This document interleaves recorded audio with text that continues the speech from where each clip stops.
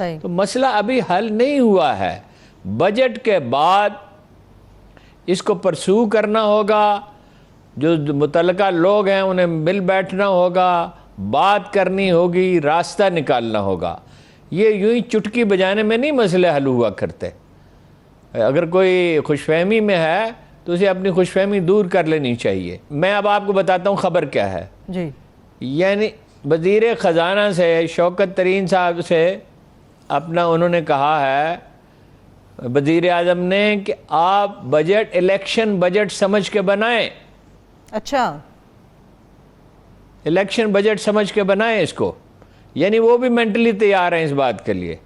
जब हमारे पीटीआई के दोस्त हैं, जब इस तरह की बात की जाती है तो वो ये समझते हैं कि हम खुदा न खास्ता को अफवाह फैला रहे हैं, लगाई बुझाई कर रहे हैं। कम अज़ कम मैं उन लोगों में नहीं हूँ जो लगाई बुझाई करें और अफरा तफरी को दावत दें और एक तरफा गुफ्तगू करें। हमने हमेशा कोशिश की है मेरिट पे गुफ्तगू करने की।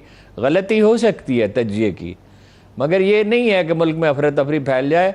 हम तो इसके हक़ में नहीं हैं कि अचानक इलेक्शन का ऐलान हो और मुल्क में अदम इस्तेहकाम पैदा हो जाए, इसलिए कि अदम इस्तेहकाम बहुत ख़तरनाक चीज़ होती है। लोगों को इसका अंदाज़ा नहीं है जिन्होंने तारीख़ नहीं पढ़ी कि 18वीं और 19वीं सदी में हिंदुस्तान किस तरह बर्बाद हुआ। वो मीर साहब का शेर है कि चोर उचक्के सिख मरहट्टे शाहो गदा सब कहाँ हैं, चैन से हैं जो कुछ नहीं रखते, फ़क्र ही की दौलत है यहाँ। अदम इस्तेहकाम नहीं होना चाहिए। ये सब की ज़िम्मेदारी है, ये हुकूमत की भी ज़िम्मेदारी है, इस्टेब्लिशमेंट की ज़िम्मेदारी है, अपोजिशन पार्टियों की भी ज़िम्मेदारी है। तलखी कम करें, कूल डाउन करें। इसमें इस्टेब्लिशमेंट का मशवरा जो है वो साहिब है कि कूल डाउन करें चीज़ों को। एहतसाब भी जारी रहे मगर कारोबार ज़िंदगी भी तो जारी रहे ना। सही, ठीक। ये तो नहीं है कि एहतसाब तो होता रहे, एहतसाब होना चाहिए मगर मुतल्लिका अदारों को करना चाहिए। वज़ीर आज़म साहब का रवैया इसमें बहुत बेलचक है। एक पहलू से वो ठीक भी कहते हैं, ये तो नहीं हो सकता कि जिन लोगों ने मुल्क को लूटा है और बुरी तरह नोच नोच कर खाया है और खरबों रुपए बनाए हैं और मुल्क से बाहर लगे, उनको माफ़ कर दिया जाए। मगर ये है कि कारोबार ज़िंदगी भी तो जारी रहे ना, बेहतरी भी आनी चाहिए ना। खुदा खुदा करके बिल्कुल गैर मुतवक्के तौर पर तरक्की की शरह जो है वो 4%, 3.94 4% है, 0.6% ही कम है ना। तवक्को 2% से ज़्यादा नहीं थी। एटमी बिजली घर बन गया है। अच्छा, और कई चीज़ें बेहतर हुई हैं, यानी बजट खसारा कम हो गया, कम क्या ख़त्म हो गया है। और इस सूरत हाल में जब इम्कानात पैदा हो रहे हैं तो ये ज़ाती लड़ाई झगड़ों में इन इम्कानात को बर्बाद नहीं हो जाना चाहिए। ये 22 करोड़ इंसानों के मुस्तकबिल का मसला है, ये किसी एक ग्रोह या पार्टी का मसला नहीं है। ये जो हमारी कबायली जहनीत है ये ख़राबी पैदा करती है कि हर सूरत में फतह हासिल होनी चाहिए और हर सूरत में मुखालफिन को कुचल देना चाहिए। ये सिर्फ एक आदमी और एक पार्टी का रवैया नहीं है, ये किसी एक लीडर का नहीं है, ये तकरीबन सभी का यही रवैया है। ठीक है हारून साहब, इस पे एक आखिरी सवाल, फिर मैं ब्रेक की तरफ चली जाऊंगी। आखिरी सवाल ये है, जिस तरह से आपने कहा ये तय हो चुका है कि बजट पास हर सूरत किया जाएगा।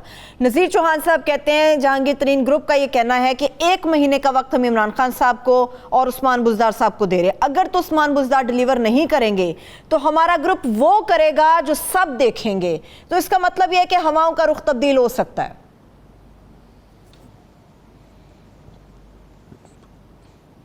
देखिए ना, वो तो उस्मान बुज़दार साहब का मामला ऐसा है कि उस पर अब गुफ्तगू ही करते करते हम लोग थक गए हैं।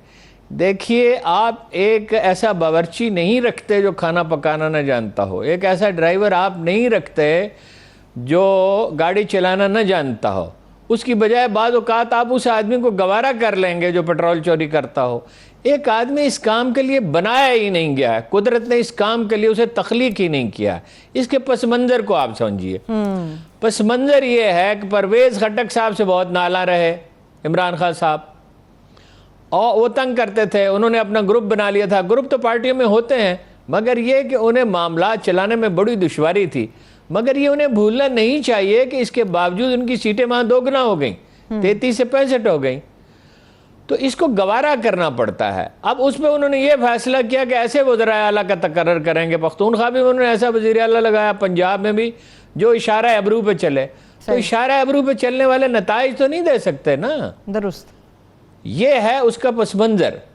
बाकी रह गया वो झगड़ा, यानी उसके दो पहलू हैं। एक तो जहांगीर तरीन साहब जो ज़ाहिर है सदमे की हालत में है, खान साहब का अपना मौक़िफ़ है, उसके हक़ में भी दलाइल, जहांगीर तरीन साहब का अपना मौक़िफ़ है कि ये FIA को आपने कैसे दे दिया। हाँ। ये तो सिक्योरिटी एक्सचेंज के पास होना चाहिए। अच्छा, दूसरी तरफ ये है कि MPs, इसमें कोई शुबा नहीं है कि उसमें बड़ी डिस्क्रिमिनेशन है। बाज़ को तरक्याती फंड्स दिए जाते हैं, बाज़ को नहीं दिए जाते, को दिए ही नहीं गए, और बाज़ के कहने पे अफसरों का तकर्रर होता है, बाज़ के कहने पे नहीं होता। तो वो यकसा पॉलिसी होनी चाहिए ना। बुज़दार साहब की ये अहलियत नहीं। अभी एक मीटिंग में, पूरी जिम्मेदारी से आपको बता रहा हूँ, नायत मोतबर आदमी ने मुझे बताया कि उन्होंने मीटिंग में कहा कि मैं तो भाई तौसा का वज़ीर आला हूँ।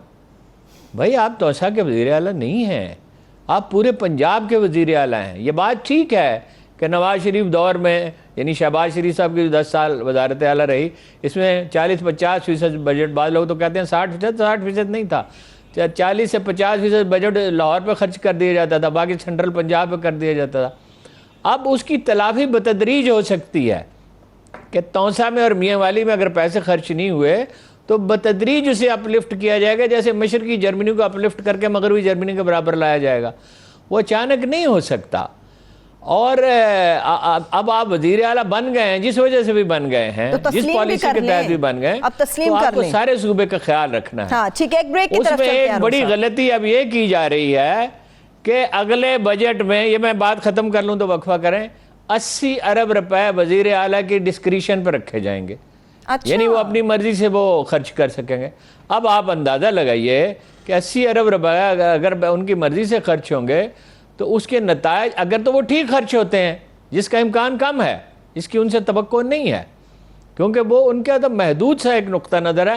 वो तो सियासी ख़ानदानों को नहीं जानते, शहर के रास्तों को नहीं जानते, सिस्टम को नहीं समझते, और बाद औक़ात उन्होंने ऐसे अफसरों का तकर्रर किया कि लोग दंग रह गए। देखिए, बाद औक़ात सरकारी सतह पर यानी ऐसी हमाकतें हो जाती हैं जिसका कोई गुमान ही नहीं होता।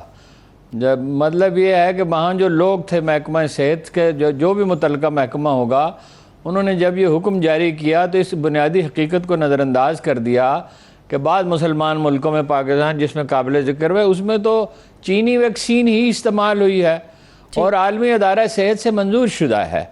तो हुकूमत पाकिस्तान ने उसकी तरफ तवज्जो तो दिलाई है।